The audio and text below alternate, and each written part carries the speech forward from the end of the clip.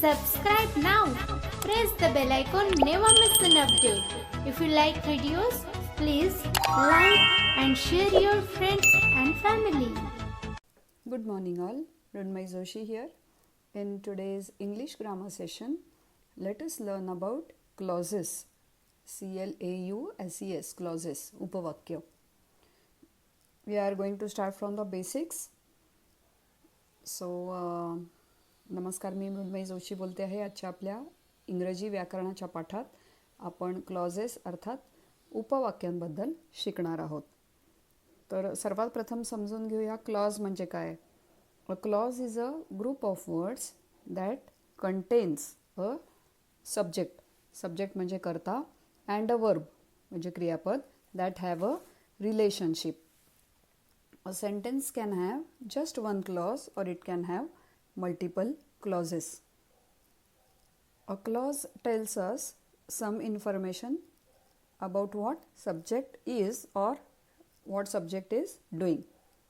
So first of all, let us understand the difference between a phrase, PHRASE, phrase म्हणजेच वाक्यांश, and a clause, CLAUSE, clause म्हणजेच खंड किंवा उपवाक्य. The phrase म्हणजे काय? The phrase is merely a group of words. For example, I will say muse so loudly, MEOWS. हा sound आहे, muse so loudly. आणि क्लॉज जर मी म्हटलं CLAUSE, क्लॉज कुठली? That cat mews so loudly. Now in this example, clause can be an independent sentence also, and it can also become a part of a sentence. एक क्लॉजला स्वतःचं meaning असतं आणि ती full असू शकते, or it can also be a part of sentence. जसं पुढच्या वाक्यात आहे, that cat mews so loudly when she wants to eat. आता हे ह्यात वाक्याचा भाग बनून आली ही क्लॉज, आणि that cat mews so loudly हे एक क्लॉज आहे असलं तरी एक इंडिपेंडंट सेंटेन्स झालं. तर थोडक्यात वाक्यांश आणि खंड किंवा उपवाक्य क्लॉज यात असा फरक आहे. तर टाईप्स ऑफ क्लॉजेस असतात. What are the types of clauses? एक असतं independent clause. An independent clause can stand alone. It has a complete thought. For example, when I say Ram passed the ball, तर यात सब्जेक्ट आहे Ram, past हे verb आहे आणि the ball हे predicate आहे. So it is an independent clause. आता second type आहे dependent clause. So it is a clause that cannot stand alone. It depends on another clause to make it a complete statement. म्हणजेच काय तर dependent clause म्हणजे दुसऱ्या मुख्य क्लॉजवर अवलंबून असणारी clause. For example, let's take an example. मी म्हटलं जर की I trust him because he always keeps his word, तर आय ट्रस्ट हिम ही झाली main clause.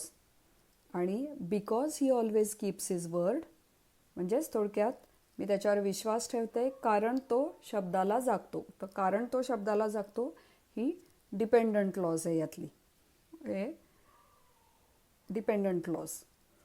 So main clause is always that one which makes complete sense on its own and it is almost an independent sentence like thing. And the dependent clause doesn't make complete sense and it requires support of main clause. So just to clarify, we'll take two examples where we will identify main clause and the dependent clause. The old man picked up the bottle that was lying on the ground. The old man picked up the bottle that was lying on the ground. यातलं main clause आहे the old man picked up the bottle, आणि that was lying on the ground ही झाली dependent clause. दुसरं वाक्य बघूया. When we were in Mumbai, comma we always walked to school. परत एकदा वाक्य आहे का? When we were in Mumbai, comma we always walk to school. तर यात लक्षात घ्या, we always walk to school हे जे वाक्य उपवाक्य आहे ते कम्प्लीट आहे, त्यामुळे हे मेन क्लॉज आहे. आणि when we were in Mumbai हे जरी वाक्याच्या सुरुवातीला आलेलं असलं तरी it is a dependent clause. Okay, So I hope that this dependent clause and init main clause and the subordinate clause, this concept is clear to you. So here we end today's class. Today we saw what are clauses. Clause म्हणजे काय, what are their types, independent and dependent, and then we saw how the dependent clause is